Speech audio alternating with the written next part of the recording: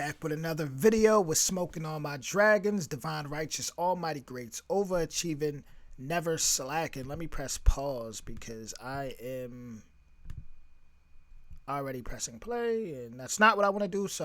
But anyways, if you want to check out the original video, we got Facts About Slavery Never Mentioned in School by Sowell. If you want to check out the original video, the link will be in the description, guys. This is something different, this is something different. Facts about slavery never mentioned in school, so it's probably gonna get real deep. Unlike a lot of reactors or certain reactors I've seen, I do not apologize at all for whatever's going to be said. I'm not one of them people, not one of them guys. I'm someone who's fair, right? And I speak on, if you've been on my channel for quite a while, you'll know that I speak on everything, right? I mention everything. I'm very open-minded and I'm very fair, and I always do my best to come with an unbiased opinion. So if I see anything that I feel like I'm gonna speak on it. If I see anything that I feel like, okay, that's accurate, I'm gonna speak on it. So with that being said, hit that like button, hit that subscribe button.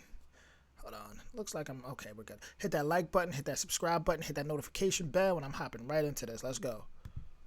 Come with an open mind. Don't come with everything you've been taught all the time. And no, come with an open mind when we watch this. Put the other stuff to the side. This ain't no, Black Lives Matter or I'm a Republican or Democrat. It's none of that. It's none of that. This ain't that. Just come with an open mind.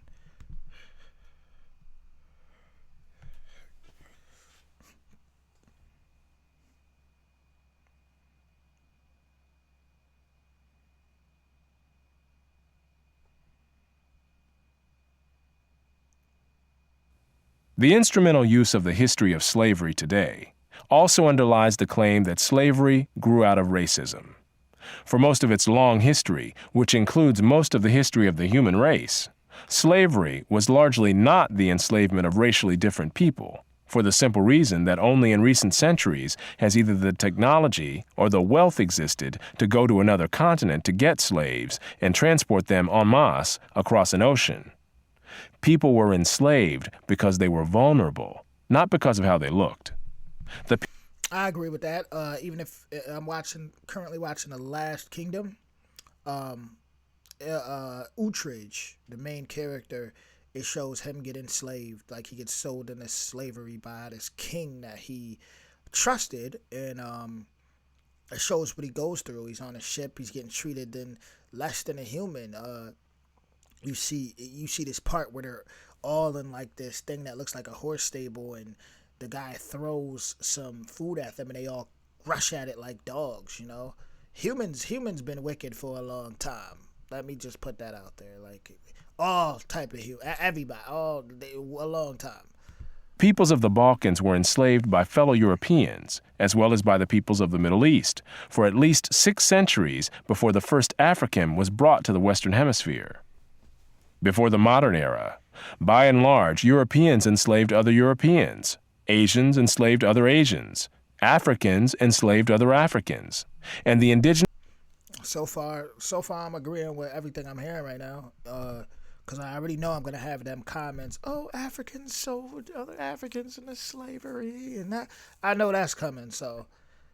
everybody sold everybody into slavery, bro. Indigenous peoples of the Western Hemisphere enslaved other indigenous peoples of the Western Hemisphere. Slavery was not based on race, much less on theories about race. Only relatively late in history did enslavement across racial lines occur on such a scale as to promote an ideology of racism that outlasted the institution of slavery itself. Wherever a separate people were enslaved, they were disdained or despised, whether they were different by country, religion, caste, race, or tribe. In East Africa, the Maasai were feared slave raiders, and other African tribes, either alone or in conjunction with Arabs, enslaved their more vulnerable neighbors. As late as 1890. And that's something us as so-called black people we have to realize too, is like the wickedness, the wickedness. People can't just keep blaming other people, like, oh, especially for like the transatlantic slave trade. Like, It's a lot of people that bloodline wasn't even around yet that came even after the transatlantic slave trade that really ain't have nothing to do with that. As far as the system in America, I mean, that's really not their fault how it's set up, right? Um, like I said, go watch shows like Vikings and The Last Kingdom and all these, even Game of Thrones will show you how when you had the was it the Lannisters, that wealthy family, how they treated the people in the town, the poor people in the town. They treated them horribly, like animals. They looked down on them. So, I mean, this is definitely a human nature thing, and to me, the devil is human nature. 91, it was reported that Manyuema slavers had demoralized surrounding tribes, destroying crops, and famine reigned everywhere. Even in the early 20th century, Abyssinians were still raiding other Africans and carrying off slaves. It was 1922 before the British had gained sufficient control in Tanganyika to stamp out slavery there. Arabs were the leading slave raiders in East Africa, ranging over an area larger than all of Europe. The total number of slaves exported from East Africa during the 19th century has been estimated to be at least 2 million. The form in which the story of slavery has reached most people today has been along the lines of the best-selling book and widely watched television miniseries Roots by Alex Haley. Challenged on the historical accuracy of Roots, Haley said, "I tried to give my people a myth to live by." This instrumental use of history, or purported history, is open to the same objections as other instrumental myth-making.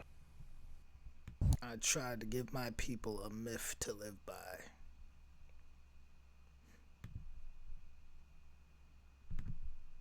Purported history is open to the same objections as other instrumental myth-making. Despite the impression created by Roots, during the era of the massive slave trade from West Africa, a white man was more likely to catch malaria in Africa than to catch slaves himself. The average life expectancy of a white man in the interior of sub-Saharan Africa at that time was less than 1 year. By and large, men from Europe or the Western Hemisphere came to the coasts of Africa, bought their slaves, and left as soon as possible.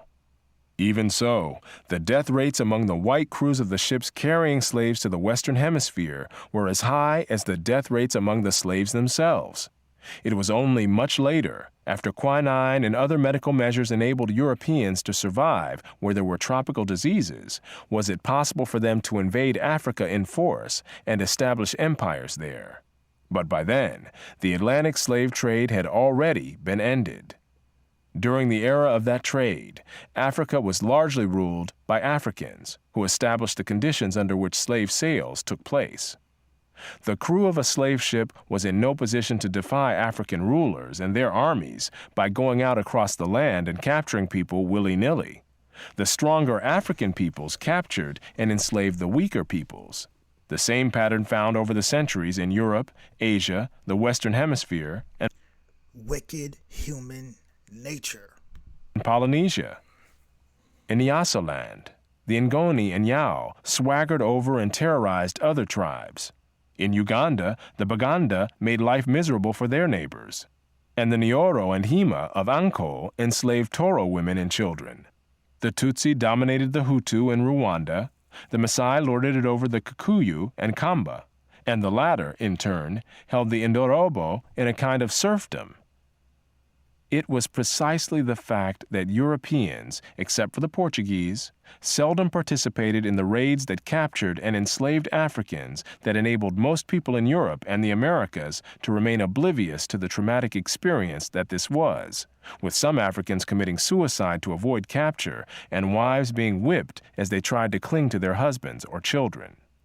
Historian David Breon Davis pointed out that Europeans had little contact with the actual process of enslavement, and that as late as 1721, the Royal African Company asked its agents to investigate the modes of enslavement in the interior. Europeans typically saw only the end results, enslaved people being offered for sale on the coast. It was much the same story in the Ottoman Empire, where those who bought slaves had no idea what these slaves had been through before. The unique position of the Western world in the history and especially the destruction of slavery, need not imply that there was unanimity within the West on this institution. In addition to whites who defended the enslavement of Africans on racial grounds, or who opposed general emancipation on social grounds, there were many whites, and even blacks, who defended slavery as a matter of self-interest as slave owners. Although most And that's just a hard pill us so-called blacks got to swallow. But what this also is revealing, if you're paying attention, if you're really paying attention, like they said about, you know, the so-called white, you know, slave owners, they would get sick, or, you know, when they would come to capture slaves. It's like there's no way. What I'm trying to say is there's no way they brought over that many slaves that they told us in history to America. That opens up a new rabbit hole if you listen to people like Dane Calloway, which is how many so-called blacks was already in America already, right?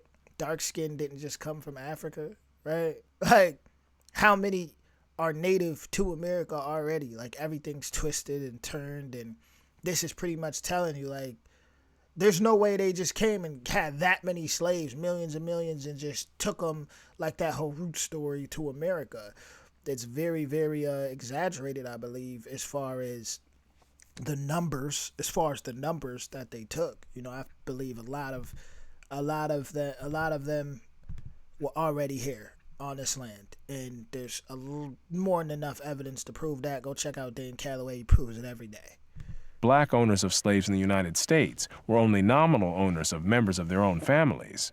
There were thousands of other blacks in the antebellum South who were commercial slave owners, just like their white counterparts. An estimated 1/3 of the free persons of color in New Orleans were slave owners, and thousands of these slave owners volunteered to fight for the Confederacy during the Civil War. Black slave owners were even more common in the Caribbean. In short, there were many defenders of slavery in the West, even in the 19th century. And outside the West, slavery was too widely accepted to require defense. Ain't that something? Makes you wonder about the black boule and all those people today who, the black billionaires, and the, you know, that you never really hear about, and how they even got to that status in the first place, and who were they in these times, who were their ancestors, and what positions were they playing. You know, this rabbit hole is serious. No other nation ended slavery in the same way as the United States did, and few ended it after so short a struggle, as history is measured. How and why did slavery end in most of the world? There were two major processes. Over the centuries, as more and more territories around the world consolidated into nation-states with their own armies and navies, raiding those territories to capture and enslave the people who lived within them became more hazardous in itself, and also risked military retaliation against the countries from which the raiders came. Thus, more and more peoples became off-limits to slave raiders over time. Put differently, the areas which remained subject to slave raiding over the centuries were primarily those where the people lived in smaller or weaker societies. My issue with that is, are we not going to mention the Gullah Wars? I feel like I don't either there's like a lack of knowledge in that area, but the Gullah Wars freed a whole lot of the slaves, which was what we call the Seminoles, and out in Florida. They pretty much popped off the whole guerrilla warfare tactics, you know, and they went to war and got freed. You know, I feel like to just sum it up all in one like that is it's not the truth. You know, look up the Gullah Wars, Gullah.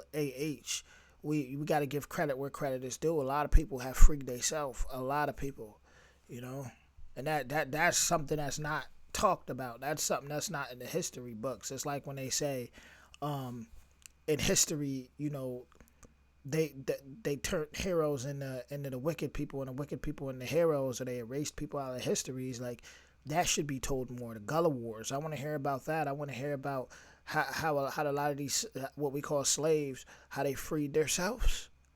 I want to hear about that. I want to hear more about the rebellions. I don't want to just hear about, oh, America went to war and it was that, because That's not telling the full story at all.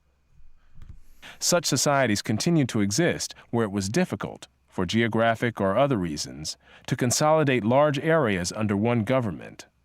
This was true of the Balkans, the backwaters of Asia, and much of sub-Saharan Africa. By the early modern era, sub-Saharan Africa, with its numerous and severe geographic handicaps, was one of the last remaining areas from which vast numbers of people could be enslaved. So the fun thing with the serpent is, Was that everything? Overall, like I said, like there's. Hold on. Okay, that's everything. There's as far as that, yeah, it's a lot not told, and they pretty much just tell us this basic story in school of, you know, black people were.